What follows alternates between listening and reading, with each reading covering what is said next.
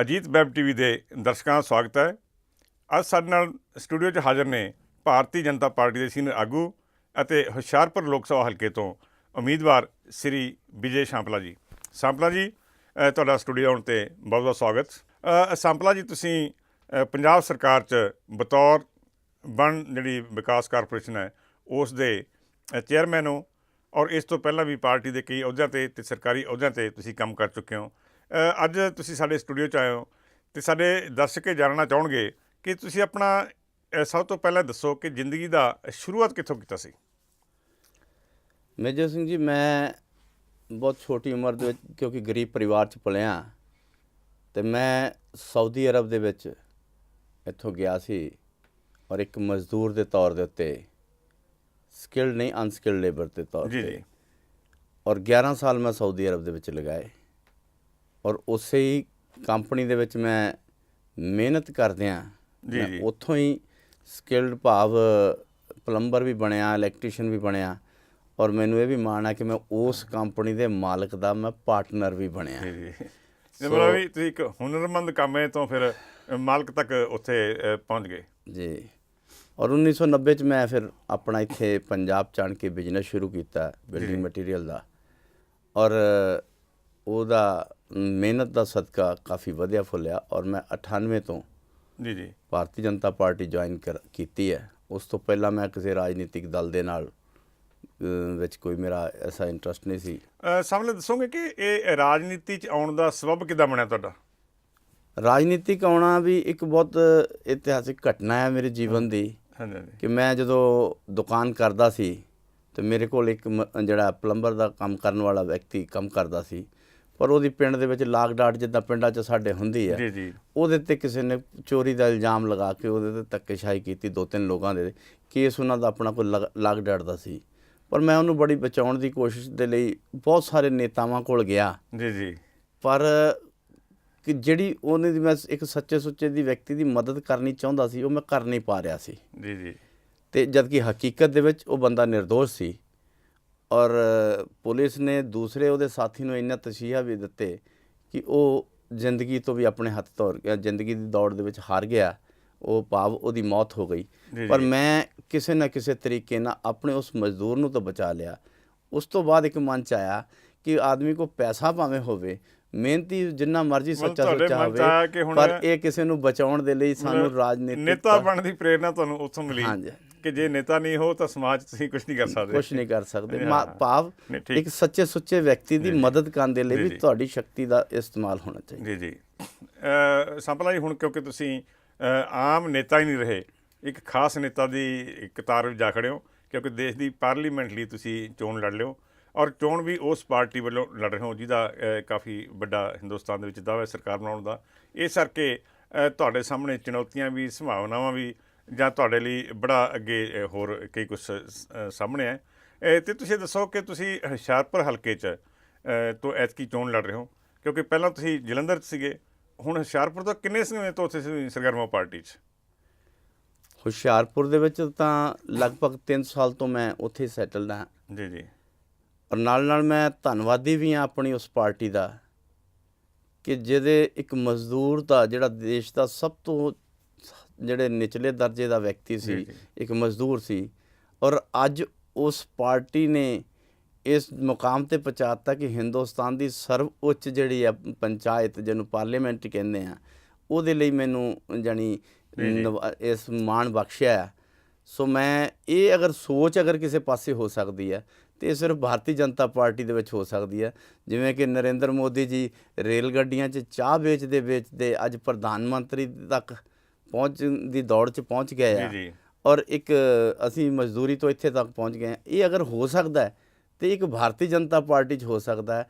ਔਰ ਐਸੀ ਸੋਚ ਕਿਸੇ ਦੂਸਰੀ ਪਾਰਟੀ, ਭਾਵ ਜੇ ਅਸੀਂ ਕਹਿ ਲਈਏ ਕਿ ਕਾਂਗਰਸ 'ਚ, ਉਹ ਬਿਲਕੁਲ ਨਹੀਂ ਹੋ ਸਕਦਾ। ਉੱਥੇ ਤਾਂ ਜਦੋਂ ਦੀ ਪਾਰਟੀ ਸ਼ੁਰੂ ਹੋਈ ਹੈ, ਇੱਕ ਪਰਿਵਾਰ ਤੋਂ ਬਾਹਰ ਨਿਕਲ ਹੀ ਨਹੀਂ ਪਾਈ ਅਤੇ ਇੱਕ ਮਜ਼ਦੂਰ ਜਾਂ ਇੱਕ ਆਮ ਗਰੀਬ ਆਦਮੀ ਕਿਸੇ ਇਸ ਪਦ 'ਤੇ ਪਹੁੰਚ ਜਾਏ, ਉਹ ਸੋਚ ਵੀ ਨਹੀਂ ਸਕਦਾ। ਤੁਸੀਂ ਕਿਉਂਕਿ ਹੁਣ ਹੁਸ਼ਿਆਰਪੁਰ ਤੋਂ ਚੋਣ ਲੜਨ ਜਾ ਰਹੇ ਹੋ, ਉੱਥੇ ਤੁਹਾਨੂੰ ਤੁਸੀਂ ਕਿਹਾ ਕਿ 3 ਸਾਲ ਤੋਂ ਲਗਾਤਾਰ ਸਰਗਰਮ ਹੋ, ਲੋਕਾਂ ਨਾਲ ਤੁਹਾਡਾ ਰਾਬਤਾ ਵੀ ਬਣਿਆ ਹੋਇਆ ਹੈਗਾ। ਤੁਸੀਂ ਆਪਣੇ ਹਲਕੇ 'ਚ ਕੋਈ ਕੀ ਸਮਝਦੇ ਹੋ ਕਿ ਕਿਹੜੀਆਂ ਸਮੱਸਿਆਵਾਂ ਉੱਥੇ ਜਿਹੜੀਆਂ ਨੂੰ ਹੱਲ ਕਰਨ ਦੀ ਜ਼ਰੂਰਤ ਹੈਗੀ ਹੈ?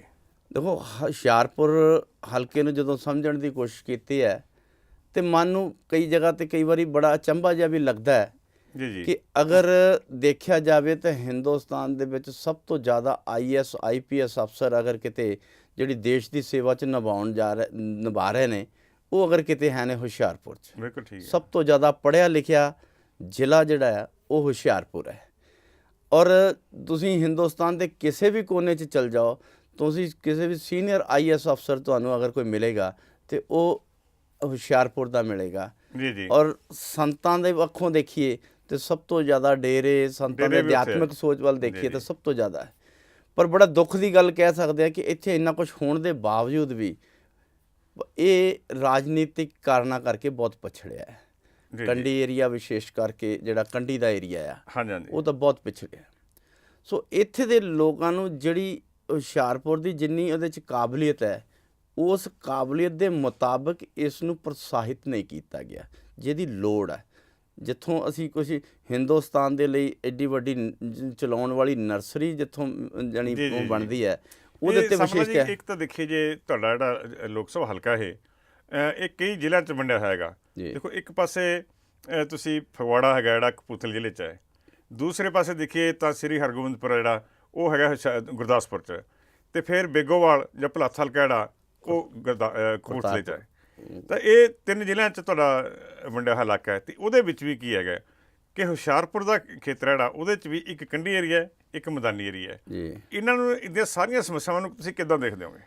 ਦੇਖੋ ਮੈਂ ਇਸ ਸਾਰੀ ਸਮੱਸਿਆ ਦਾ ਅਗਰ ਸਮਾਧਾਨ ਜਿੰਨੀਆਂ ਵੀ ਤੁਹਾਡੇ ਮੋਰੇ ਜੀ। ਸਮੱਸਿਆ ਉਹਦੇ 'ਚ ਜੋ ਮੈਂ ਮਹਿਸੂਸ ਕੀਤਾ ਹੈ ਕਿ ਇਸ ਖੇਤਰ ਦੇ ਵਿੱਚ ਇੱਕ ਵੱਡਾ ਉਦਯੋਗ ਲੱਗਣਾ ਚਾਹੀਦਾ ਹੈ। ਜੀ ਜੀ ਜਿਸ ਤਰ੍ਹਾਂ ਪੰਜਾਬ 'ਚ ਕਪੂਰਥਲੇ ਰੇਲ ਕੋਚ ਫੈਕਟਰੀ ਲੱਗੀ ਹੈ ਜਾਂ ਇਸ ਤਰ੍ਹਾਂ ਇਸ ਟਾਈਪ ਦਾ ਇੱਕ ਬਹੁਤ ਵੱਡਾ ਉਦਯੋਗਿਕ ਜਿਹੜਾ ਸਥਾਪਿਤ ਕਰਨੇ, ਕਿਉਂਕਿ ਲੈਂਡ ਦੀ ਕੋਈ ਪ੍ਰੋਬਲਮ ਨਹੀਂ ਹੈ, ਜੀ, ਜੀ। ਜਗ੍ਹਾ ਸਾਡੇ ਕੋਲ ਉਪਲਬਧ ਹੈ, ਉਹ ਅਗਰ ਕਰ ਦਈਏ, ਜੇ ਅਸੀਂ ਇੱਕ ਬਹੁਤ ਵੱਡਾ ਉਦਯੋਗ ਸਥਾਪਿਤ ਕਰਦੇ ਹਾਂ ਤਾਂ ਉਹਦੇ ਨਾਲ ਛੋਟੇ ਵੱਡੇ ਉਦਯੋਗ ਸਥਾਪਿਤ ਬਹੁਤ ਹੋ ਜਾਂਦੇ ਆ।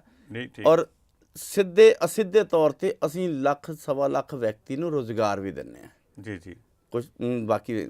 ਔਰ ਜਦੋਂ ਅਸੀਂ ਇੱਕ ਰੋਜ਼ਗਾਰ ਸਥਾਪਿਤ ਕਰ ਦਿੰਦੇ ਹਾਂ ਤੇ ਫਿਰ ਉੱਥੇ ਸਾਰੀਆਂ ਸਰਵਪੱਖੀ ਵਿਕਾਸ ਸ਼ੁਰੂ ਹੋ ਜਾਂਦਾ ਹੈ। ਬਿਲਕੁਲ ਠੀਕ ਹੈ, ਆਰਥਿਕ ਕਿਉਂਕਿ ਪੱਖੋਂ ਜਿਹੜਾ ਲੋਕਾਂ ਦੀ ਵਿਕਾਸ ਹੋ ਜਾਂਦਾ, ਆਮਦਨ ਵਧੂਗੀ ਤੇ ਆਮਦਨ ਵੀ ਵਧੇਗੀ, ਉੱਥੇ ਉਸ ਹਿਸਾਬ ਨਾਲ ਹਸਪੀਟਲ ਵੀ ਆਣਗੇ, ਜੀ, ਜੀ। ਉੱਥੇ ਉਸ ਹਿਸਾਬ ਨਾਲ ਰੇਲਵੇ ਦੀ ਸਰਵਿਸ ਵੀ ਆਏਗੀ, ਉਸ ਹਿਸਾਬ ਨਾਲ ਉੱਥੇ ਟੂਰਿਜ਼ਮ ਵੀ ਆਏਗਾ, ਉੱਥੇ ਸਾਰਾ ਸਕੂਲ ਵੀ ਅੱਛੇ ਮੰਡੀ ਸਕੂਲ ਦਾ ਵਿਕਾਸ ਹੋਊਗਾ ਉੱਥੇ। ਸੋ ਇਸ ਕਰਕੇ ਅਗਰ ਹੁਸ਼ਿਆਰਪੁਰ ਨੂੰ ਅਗਰ ਮੈਂ ਦੇਖਦਾ, ਮੈਂ ਆਪਣੇ ਨਜ਼ਰੀਏ ਨਾਲ ਕਿਤੇ ਦੇਖਦਾ ਕਿ ਅਗਰ ਇਹਨੂੰ ਉਦਯੋਗਿਕ ਤੌਰ ਤੇ ਸਥਾਪਿਤ ਕੀਤਾ ਜਾਵੇ ਤੇ ਇਕਨੋਮਿਕ ਪੱਖੋਂ ਮਜ਼ਬੂਤ ਕੀਤਾ ਜਾਵੇ ਤਾਂ ਸਾਰੀਆਂ ਸਮੱਸਿਆਵਾਂ ਦਾ ਹੱਲ ਸਮਾਧਾਨ ਇੱਥੇ ਹੋ ਸਕਦਾ। ਔਰ ਪ੍ਰਕਿਰਤੀ ਦੀ ਜਿਹੜੀ ਹੈ ਉਹਦੇ ਤੇ ਅਸੀਂ ਕਹਿ ਸਕਦੇ ਸਾਨੂੰ ਇਹਦਾ ਵਰਦਾਨ ਵੀ ਹੈ ਕਿ ਉੱਥੇ ਉਦਯੋਗ ਸਥਾਪਿਤ ਕਰਨ ਦੇ ਵਿੱਚ ਜੀ ਜੀ ਸਾਨੂੰ ਸਹਿਯੋਗ। ਤੁਸੀਂ ਕੀ ਦੇਖਦੇ ਹੋ ਕਿ ਤੁਹਾਡੇ ਇਸ ਕੰਢੀ ਦਾ ਏਰੀਆ ਨੀਮ ਪਹਾੜੀ ਖੇਤਰ ਦੇ ਤੌਰ ਤੇ ਇਹਨੂੰ ਜਾਣਿਆ ਜਾਂਦਾ ਹੈਗਾ ਜੀ, ਉੱਥੇ ਕਿਹੋ ਜਿਹੀ ਸਨਅਤ ਵਿਕਸਿਤ ਹੋ ਸਕਦੀ ਹੈ? ਸਨਅਤਾਂ ਦੇ ਬੜੇ ਤਰੀਕੇ ਨੇ। ਮੈਂ ਤਾਂ ਇੱਕ ਐਗਜ਼ਾਮਪਲ ਦਿੱਤੀ ਹੈ ਕਿ ਜਿਸ ਤਰ੍ਹਾਂ ਰੇਲ ਕੋਚ ਫੈਕਟਰੀ ਲੱਗੀ ਹੈ, ਇਸ ਤਰ੍ਹਾਂ ਦੇ ਵੱਡੇ ਵੱਡੇ। ਇੱਕ ਤਾਂ ਇਹ ਹੋ ਗਈ ਨਾ ਕਿ ਜਿਵੇਂ ਰੇਲ ਕੋਚ ਫੈਕਟਰੀ ਤਾਂ ਕਿਉਂਕਿ ਬਾਹਰੋਂ ਆਈ ਜੀ, ਉਹਦੇ ਲਈ ਜਿਹੜਾ ਕੱਚਾ ਮਾਲ ਵੀ ਬਾਹਰੋਂ ਆਉਣਾ ਤੇ ਤਿਆਰ ਮਾਲ ਵੀ ਬਾਹਰ ਚਲੇ ਜਾਣਾ। ਜੀ ਜੀ ਜੀ। ਇੱਕ ਹੈਗਾ ਕਿ ਸਾਡੇ ਆਪਣੀਆਂ ਜਿਹੜਾ ਇੱਥੋਂ ਦੇ ਅਨੁਕੂਲ ਹੋ ਜਿਹੜਾ। ਜੇ ਅਸੀਂ ਕਪੂਰਥਲੇ 'ਚ ਦੇਖੀ ਜਾਵੇ ਤੇ ਇੱਥੇ ਵੀ ਕੱਚਾ ਮਾਲ ਬਾਹਰੋਂ ਆ ਰਿਹਾ। ਔਰ ਨਹੀਂ, ਮੇਰਾ ਕਹਿਣ ਦਾ ਮਤਲਬ ਸੀ ਮੇਰਾ ਕਹਿਣ ਦਾ ਭਾਵ ਉੱਥੇ ਦੇ ਲੋਕਾਂ ਨੂੰ ਰੁਜ਼ਗਾਰ ਦੇ ਸਾਧਨ ਮੁਹੱਈਆ ਕਰਨ। ਉੱਥੇ ਦੇ ਲੋਕਾਂ ਬੜੇ ਮਿਹਨਤੀ ਹੈ, ਜੀ ਜੀ, ਬੜੇ ਸ਼ਾਂਤ ਸੁਭਾਅ ਦੇ ਨੇ, ਬੜੇ ਮਿਹਨਤੀ ਲੋਕ ਨੇ, ਔਰ ਉਹਨਾਂ ਦੇ ਵਿੱਚ ਕਾਰਜ ਕਰਨ ਦੀ ਜਜ਼ਬਾ ਵੀ ਹੈ। ਔਰ ਪਰ ਉਹਨਾਂ ਕੋਲ ਰੁਜ਼ਗਾਰ ਦੇ ਸਾਧਨ ਕੁਛ ਨਾ ਹੋਣ ਕਰਕੇ ਉਹ ਬੇਕਾਰ ਹੈ। ਜੀ ਜੀ, ਜਿਸ ਤਰੀਕੇ ਦੇ ਉਹਨਾਂ ਨੂੰ ਸਾਧਨ ਚਾਹੀਦੇ ਆ। ਸੋ ਅਗਰ ਅਸੀਂ ਉੱਥੇ ਦੇ ਉਦਯੋਗ ਦੀ ਗੱਲ ਕਰਦੇ ਹਾਂ, ਉਹ ਕਿਸੇ ਵੀ ਟਾਈਪ ਦਾ ਹੋ ਸਕਦਾ। ਅਸੀਂ ਜਿਹੜੀਆਂ ਬਹੁਤ ਸਾਰੇ ਹੁਣ 85,000 ਕਰੋੜ ਰੁਪਇਆ ਦੇ ਜਿਹੜੇ ਇਨਵੈਸਟਮੈਂਟ ਜਿਹੜੀ ਪੂਰੀ ਕੀਤੀ ਹੈ, ਉਹਦੇ 'ਚ ਬਹੁਤ ਵੱਡਾ ਯੋਗਦਾਨ ਅਗਰ ਹੁਸ਼ਿਆਰਪੁਰ 'ਚ ਆਵੇਗਾ ਤੇ ਹੁਸ਼ਿਆਰਪੁਰ ਦੇ ਲੋਕਾਂ ਨੂੰ ਜਿਹੜੀ ਉਹ ਸਹੂਲਤਾਂ ਮਿਲਣਗੀਆਂ ਔਰ ਉਹਦੇ ਨਾਲ ਸਿੱਧੇ ਛੋਟੀਆਂ ਫੈਕਟਰੀਆਂ ਬਹੁਤ ਸ਼ੁਰੂ ਹੋ ਜਾਣੀਆਂ ਔਰ ਉਹਦਾ ਜਿਹੜਾ ਲਾਹਾ ਜਿਹੜਾ ਆ ਉਹ ਹੁਸ਼ਿਆਰਪੁਰ ਦੇ ਨਹੀਂ, ਆਲੇ ਦੁਆਲੇ 4-5 ਜ਼ਿਲ੍ਹਿਆਂ ਨੂੰ, ਕਿਉਂਕਿ ਗੁਰਦਾਸਪੁਰ ਨੂੰ ਵੀ ਫਾਇਦਾ ਹੋਏਗਾ, ਹੁਸ਼ਿਆਰਪੁਰ ਨੂੰ ਵੀ ਫਾਇਦਾ, ਰੋਪੜ ਨੂੰ ਵੀ ਫਾਇਦਾ, ਕਪੂਰਥਲੇ ਨੂੰ ਵੀ ਫਾਇਦਾ ਹੋਏਗਾ ਤੇ ਉਹਦੇ 'ਚ ਸਾਰੇ ਜ਼ਿਲ੍ਹਿਆਂ ਨੂੰ ਫਾਇਦਾ ਹੋਏਗਾ। ਤੇ ਮੇਰੀ ਲੋਕ ਸਭਾ ਨੂੰ ਉਸ ਜਿਹੜੀ ਉਸ ਨੂੰ ਵਿਸ਼ੇਸ਼ ਤੌਰ ਤੇ ਫਾਇਦਾ ਮਿਲੇਗਾ ਤੇ ਇੱਥੇ ਵਿਕਸਿਤ ਵੀ ਹੋਏਗਾ। ਠੀਕ ਠੀਕ। ਸਮਲਾ ਜੀ, ਇਸ ਵੇਲੇ ਦੇਸ਼ ਜਦੋਂ ਅਸੀਂ ਦੇਖਦੇ ਆਂਗੇ ਕਿ ਕੋਈ ਬਹੁਤਾ ਫਰਕ ਨਹੀਂ ਪੈ ਰਿਹਾ ਪਹਿਲਾਂ ਸਾਰੇ ਸਮੇਂ ਨਾਲੋਂ, ਕਿਉਂਕਿ ਪਿਛਲੇ 20-25 ਸਾਲ ਤੋਂ ਇੱਥੇ ਜਿਹੜਾ ਉਹ ਗੱਠਜੋੜ ਦੀਆਂ ਸਰਕਾਰਾਂ ਸੈਂਟਰ ਦੇ ਵਿੱਚ ਚੱਲਦੀਆਂ ਰਹੀਆਂ, ਅਤੇ ਉੱਥੇ ਹਮੇਸ਼ਾ ਇਹ ਹੁੰਦਾ ਰਿਹਾ ਕਿ ਜੀ ਸਾਨੂੰ ਦਬਾਅ ਕਰਕੇ ਕੰਮ ਨਹੀਂ ਕੀਤਾ ਜਾ ਸਕਿਆ। ਗੱਠਜੋੜ ਪਾਰਟੀਆਂ ਆਪਸ 'ਚ ਕਈ ਵਾਰ ਤਾਲਮੇਲ ਨਹੀਂ ਰੱਖ ਸਕਦੀਆਂ ਹੁੰਦੀਆਂ, ਅਤੇ ਹੁਣ ਤੁਹਾਨੂੰ ਕੀ ਲੱਗਦਾ ਕਿ ਆਉਣ ਵਾਲੀ ਜਿਹੜੀ ਸਰਕਾਰ ਹੈ ਉਹ ਇਸੇ ਤਰ੍ਹਾਂ ਹੀ ਗੱਠਜੋੜ ਦੀ ਰਹੂਗੀ ਜਾਂ ਗੱਠਜੋੜ ਤੋਂ ਮੁਕਤ ਹੋ ਕੇ ਇੱਕ ਸਥਿਰ ਸਰਕਾਰ ਬਣ ਸਕੂਗੀ? ਦੇਖੋ, ਜਿਸ ਤਰ੍ਹਾਂ ਦਾ ਦੇਸ਼ 'ਚ ਮਾਹੌਲ ਚੱਲ ਰਿਹਾ ਜੀ, ਸੋ ਇਸ ਬਾਰੇ 'ਚ ਤਾਂ ਅਸੀਂ ਸੋਚ ਵੀ ਨਹੀਂ ਸਕਦੇ ਕਿ ਸ਼ਾਇਦ ਕਮਜ਼ੋਰ ਸਰਕਾਰ ਬਣੇਗੀ। ਅਸੀਂ ਤਾਂ ਇਹ ਸੋਚਦੇ ਹਾਂ ਕਿ ਬਹੁਤ ਮਜ਼ਬੂਤ ਸਰਕਾਰ ਬਣੇਗੀ ਔਰ ਨਰਿੰਦਰ ਮੋਦੀ ਵਰਗੇ ਵਿਅਕਤੀ ਨੂੰ ਐਸੇ ਨੂੰ ਅਸੀਂ ਅੱਗੇ ਲਿਆ ਰਹੇ ਹਾਂ ਜਿਹਨੇ ਨੁਹਾਰ ਬਦਲੀ ਹੈ ਗੁਜਰਾਤ ਦੀ, ਇੱਕ ਮਾਡਲ ਸਾਡੇ ਸਾਹਮਣੇ ਰੱਖਿਆ ਔਰ ਸਿਰਫ ਗੱਲਾਂ ਦੇ ਨਾਲ ਨਹੀਂ, ਅੱਜ ਉਹਨਾਂ ਨੇ ਹਕੀਕਤ ਕਰਕੇ ਦਿਖਾ ਲਈ ਹੈ, ਹੱਥ 'ਤੇ ਸਰੋਂ ਜਮਾ ਕੇ ਦਿਖਾ ਲਈ ਹੈ, ਜਿਸ ਨੂੰ ਉਹ ਪੂਰੇ ਹਿੰਦੁਸਤਾਨ 'ਚ ਉਹਦਾ ਵਿਸਥਾਰ ਕਰਨਾ ਚਾਹੁੰਦੇ ਆ। ਜੀ ਜੀ। ਪਰ ਕਈ ਵਾਰੀ ਹਾਲਾਤ, ਕਿਉਂਕਿ ਆਉਣ ਵਾਲੇ ਸਮੇਂ ਹੀ ਦੱਸੇਗਾ ਜੀ ਜੀ ਕਿ ਉਹਦੇ ਕੀ ਹੋਣਗੇ। ਜਦੋਂ ਅਸੀਂ ਗਠਬੰਧਨ ਦੀਆਂ ਸਰਕਾਰਾਂ ਬਣਾਉਂਦੀਆਂ ਅਤੇ ਜਦੋਂ ਸੰਯੁਕਤ ਪਰਿਵਾਰ ਅਸੀਂ ਰਹਿੰਦੇ ਹਾਂ ਅਤੇ ਬਹੁਤ ਸਾਰੀਆਂ ਜਿਹੜੀਆਂ ਆਪਣੀਆਂ ਸਦਰਾਂ ਨੂੰ ਅਸੀਂ ਬਾਕੀ ਭਰਾਵਾਂ ਦੇ ਨਾਲ ਜਿਹੜੀਆਂ ਉਹਨਾਂ ਦੇ ਹਿੱਤਾਂ ਨੂੰ ਖਿਆਲ ਰੱਖਦੇ ਹੋਏ ਆਪਣੀਆਂ ਸਦਰਾਂ ਨੂੰ ਦਬਾਉਂਦੇ ਵੀ ਹਾਂ। ਸੋ ਇਹ ਲੋਕਾਂ ਨੂੰ ਦੇ ਉੱਤੇ ਆ ਕਿ ਉਹ ਫਤਵਾ ਕਿਹੋ ਜਿਹਾ ਦਿੰਦੇ ਸਾਨੂੰ, ਸਾਡੇ ਹੱਕ ਦੇ ਵਿੱਚ ਕਿੰਨੀ ਉਮੀਦ ਨਾਲ, ਕਿੰਨਾ ਜਜ਼ਬੇ ਨਾਲ ਉਹ ਸਾਨੂੰ ਫਾਇਦਾ ਜਾਣੀ ਸਾਡੀ ਸਰਕਾਰ ਬਣਾਉਣ 'ਚ ਸਾਨੂੰ ਸਹਿਯੋਗ ਕਰਦੇ ਆ। ਜੀ ਜੀ। ਸਾਂਪਲਾ ਜੀ, ਪੰਜਾਬ ਦੀ ਗੱਲ ਕਰੀਏ ਅਸੀਂ, ਅਤੇ ਪੰਜਾਬ ਦੀਆਂ ਚੋਣਾਂ ਦੇ ਵਿੱਚ ਖਾਸ ਤੌਰ 'ਤੇ ਇਹ ਇੱਕ ਬਹੁਤ ਚਿੰਤਾ ਦਾ ਵਿਸ਼ਾ ਮੰਨਿਆ ਜਾ ਰਿਹਾ ਹੈ ਔਰ ਲੋਕ ਇਸ ਤੋਂ ਫਿਕਰਮੰਦ ਵੀ ਨੇ। ਬਹੁਤ ਸਾਰੇ ਇਹ ਲੋਕ ਮੁੱਦਾ ਵੀ ਉਠਾ ਰਹੇ ਆ ਕਿ ਇੱਥੇ ਪੈਸੇ ਅਤੇ ਨਸ਼ੇ ਦੀ ਬਹੁਤ ਵੱਡੀ ਪੱਧਰ 'ਤੇ ਵਰਤੋਂ ਕੀਤੀ ਜਾਂਦੀ ਹੈ ਚੋਣਾਂ ਦੌਰਾਨ, ਔਰ ਇਹ ਇੱਕ ਲਾਹਨਤ ਦੇ ਤੌਰ 'ਤੇ ਮੰਨਿਆ ਜਾ ਰਿਹਾ ਲੋਕਾਂ ਵੱਲੋਂ। ਕਿ ਪੈਸਾ ਅਤੇ ਨਸ਼ਿਆਂ ਦੇ ਬਾਰੇ 'ਚ ਤੁਸੀਂ ਲੋਕਾਂ ਨੂੰ ਇਹ ਭਰੋਸਾ ਦਿਓਗੇ ਕਿ ਤੁਸੀਂ ਇਸ ਪਾਸੇ ਨਹੀਂ ਜਾਓਗੇ, ਲੋਕਾਂ ਦੀ ਸੱਚੀ ਸੁੱਚੀ ਭਾਵਨਾ ਨੂੰ ਦੀ ਕਦਰ ਕਰਦਿਆਂ ਜਿਹੜਾ ਉਹ ਸਹੀ ਢੰਗ ਨਾਲ ਚੋਣ ਲੜੋਗੇ? ਦੇਖੋ, ਜਿੱਦਾਂ ਕਿ ਮੈਂ ਤੁਹਾਨੂੰ ਦੱਸਿਆ ਜੀ ਜੀ ਕਿ ਮੈਂ ਬੜੀ ਮਜ਼ਦੂਰੀ ਤੋਂ ਉੱਠਿਆ ਔਰ ਮੈਂ ਕਦੇ ਬਹੁਤ ਵੱਡਾ ਅਮੀਰ ਵੀ ਵਿਅਕਤੀ ਨਹੀਂ ਹੈ, ਔਰ ਇਸ ਕਰਕੇ ਪੈਸਾ ਤਾਂ ਮੇਰੇ ਕੋਲ ਪਹਿਲਾਂ ਹੀ ਬਹੁਤ ਹੈ ਨਹੀਂ, ਅਤੇ ਨਸ਼ਿਆਂ ਤੋਂ ਮੈਂ ਦੂਰ ਰਹਿੰਦਾ ਔਰ ਰੋਜ਼ ਲੋਕਾਂ ਨੂੰ ਜਿਹੜੀ ਇਹ ਨਸੀਹਤਾਂ ਵੀ ਦਿੰਦੇ ਹਾਂ।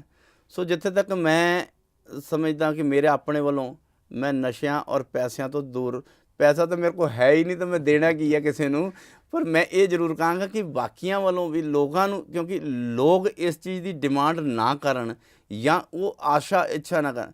ਜਦੋਂ ਅਸੀਂ ਕਿਸੇ ਕੈਂਡੀਡੇਟ ਕੋਲੋਂ ਐਸੀਆਂ ਚੀਜ਼ਾਂ ਦੀ ਡਿਮਾਂਡ ਕਰਦੇ ਹਾਂ ਅਤੇ ਉਹ ਕਿਤੇ ਨਾ ਕਿਤੇ ਆਪਣੀ ਜਿੱਤ ਦੇ ਲਈ ਤਾਂ ਐਸਾ ਕੁਛ ਕਰ ਦਿੰਦਾ, ਗਲਤ ਤਰੀਕੇ ਅਪਣਾਉਂਦੇ ਆ, ਪਰ ਬਾਅਦ ਦੇ ਵਿੱਚ ਫਿਰ ਵੱਡੇ ਵੱਡੇ ਘੁਟਾਲੇ ਜਿਹੜੇ ਕਾਂਗਰਸ 'ਚ ਅਸੀਂ ਕਰਕੇ ਦੇਖੇ ਦੇ ਸਾਹਮਣੇ ਸਾਡੇ ਆਏ ਆ। ਜੀ ਜੀ। ਸੋ ਅਸੀਂ ਜੇ ਦੇਸ਼ ਦੀ ਸਹੀ ਦਿਸ਼ਾ ਦੇ ਵਿੱਚ ਲਿਜਾਣਾ ਚਾਹੁੰਦੇ ਹਾਂ ਅਤੇ ਸਹੀ ਵਿਅਕਤੀ ਦੀ ਚੋਣ ਕਰਨਾ ਵੀ ਆਮ ਪਬਲਿਕ ਦਾ ਜਿਹੜਾ ਆ ਉਹ ਫਰਜ਼ ਹੈ, ਔਰ ਸਾਡਾ ਵੀ ਜਿੱਥੇ ਤੱਕ ਡਿਊਟੀ ਬਣਦੀ ਆ ਉਹ ਇਹੀ ਆ ਕਿ ਅਸੀਂ ਆਪਣੀਆਂ ਚੰਗੀਆਂ ਗੱਲਾਂ ਦੱਸ ਕੇ ਆਪਣਾ ਕਰਾਂਗੇ ਕੀ, ਇਸ ਦੇਸ਼ ਦਾ ਵਿਕਾਸ ਕਿਵੇਂ ਕਰਾਂਗੇ, ਇੱਕ ਵਿਜ਼ਨ ਕੀ ਹੋਏਗਾ ਸਾਡਾ, ਉਹ ਦੱਸ ਕੇ ਅਸੀਂ ਵੋਟ ਲਈਏ। ਇਸ ਚੀਜ਼ ਦਾ ਮੈਂ ਧਾਰਨੀ ਹੈ, ਨਾ ਕਿ ਕਿਸ ਤਰੀਕੇ ਨਾਲ ਕਿਸੇ ਨੂੰ ਵੋਟ ਕੈਪਚਰ ਕਰਕੇ, ਬੂਥ ਕੈਪਚਰ ਕਰਕੇ, ਨਸ਼ੇ ਦੇ ਕੇ ਜਾਂ ਕੋਈ ਹੋਰ ਵੀ ਗਲਤ ਤਰੀਕੇ ਅਪਣਾ ਕੇ ਅਸੀਂ ਕਰੀਏ। ਸੋ ਮੈਂ ਉਸ ਚੀਜ਼ ਦਾ ਧਾਰਨੀ ਵੀ ਨਹੀਂ ਹੈ, ਔਰ ਮੈਂ ਵਿਸ਼ਵਾਸ ਵੀ ਦਿਵਾਉਣਾ ਕਿ ਮੈਂ, ਔਰ ਮੈਨੂੰ ਇਸ ਚੀਜ਼ ਦਾ ਫਖਰ ਵੀ ਹੈ ਕਿ ਮੇਰੇ ਕੰਸਟੀਚੁਐਂਸੀ ਦੇ ਵਿੱਚ ਜਿਹੜੇ 9 ਵਿਧਾਇਕ ਪੈਂਦੇ ਆ, 9 ਦੇ 9 ਵਿਧਾਇਕਾਂ ਨੇ ਇਕੱਠੇ ਹੋ ਕੇ ਮੈਨੂੰ ਕਿਹਾ ਕਿ ਇੱਥੇ ਸਾਡੇ ਕੋਈ ਨਸ਼ੇ ਨਾਂ ਦੀ ਚੀਜ਼ ਨਹੀਂ ਆਉਣੀ ਚਾਹੀਦੀ। ਮੇਰੇ ਲਈ ਤਾਂ ਇਹ ਇਸ ਤੋਂ ਵੱਡੀ ਹੋਰ ਫਖਰ ਦੀ ਕੀ ਗੱਲ ਹੈ ਕਿ ਵੀ ਸਾਡਾ ਖੇਤਰ ਜਿਹੜਾ ਅਸੀਂ ਨਸ਼ਾ ਮੁਕਤ ਕਿਵੇਂ ਕਰੀਏ, ਉਹਦੇ 'ਚ ਘੱਟੋ ਘੱਟ ਅਸੀਂ ਤਾਂ ਸਹਿਯੋਗ ਕਰੀਏ। ਜੀ ਜੀ। ਸਾਂਪਲਾ ਜੀ ਨੇ ਇੱਕ ਬਹੁਤ ਅੱਛੀ ਗੱਲ ਕੀਤੀ ਹੈ ਕਿ ਖੁਦ ਵੋਟਰਾਂ ਨੂੰ ਵੀ ਸੁਚੇਤ ਹੋਣਾ ਚਾਹੀਦਾ ਹੈ ਕਿ ਉਹ ਜਦੋਂ ਉਮੀਦਵਾਰ ਚੁਣਨੇ ਜਾਂ ਜਦੋਂ ਵੋਟਾਂ ਦਾ ਮੌਕਾ ਆਉਂਦਾ ਹੈ ਉਦੋਂ ਇਹ ਜੀ ਕੋਈ ਖਾਸ ਜਾਂ ਇੱਛਾ ਨਾ ਰੱਖਣ ਕਿ ਕੋਈ ਉਹਨਾਂ ਨੂੰ ਆ ਕੇ ਨਸ਼ੇ ਵੰਡੇ ਜਾਂ ਪੈਸੇ ਦੇਵੇ। ਉਹ ਆਪ ਖੁਦ ਅਜਿਹੇ ਵਿਅਕਤੀਆਂ ਨੂੰ ਚੁਣ ਕੇ ਆਪਣੇ ਨੇਤਾ ਦੇ ਤੌਰ 'ਤੇ ਪਾਰਲੀਮੈਂਟ ਜਾਂ ਵਿਧਾਨ ਸਭਾ ਵਿੱਚ ਭੇਜਣ, ਜੇ ਉਹਨਾਂ ਦੀ ਸਹੀ ਨੁਮਾਇੰਦਗੀ ਕਰਕੇ ਉਹਨਾਂ ਦੇ ਖੇਤਰ ਦਾ ਵਿਕਾਸ ਜਿਹੜਾ ਉਹ ਯੋਜਨਾਬੰਦ ਕਰ ਸਕਣ। ਸਾਂਪਲਾ ਜੀ, ਤੁਸੀਂ ਸਾਡੇ ਸਟੂਡੀਓ 'ਚ ਆਏ ਹੋ, ਤੁਹਾਡਾ ਬਹੁਤ ਬਹੁਤ ਧੰਨਵਾਦ। ਬਹੁਤ ਬਹੁਤ ਧੰਨਵਾਦ ਜੀ ਤੁਹਾਡਾ ਵੀ, ਅਤੇ ਤੁਹਾਡੇ ਅਜੀਤ ਵੈਬ ਵਰਡ ਦਾ ਵੀ, ਜਿਨ੍ਹਾਂ ਨੇ ਸਾਨੂੰ ਲੋਕਾਂ ਦੇ ਰੂਬਰੂ ਕਰਾਇਆ। ਮਿਹਰਬਾਨੀ।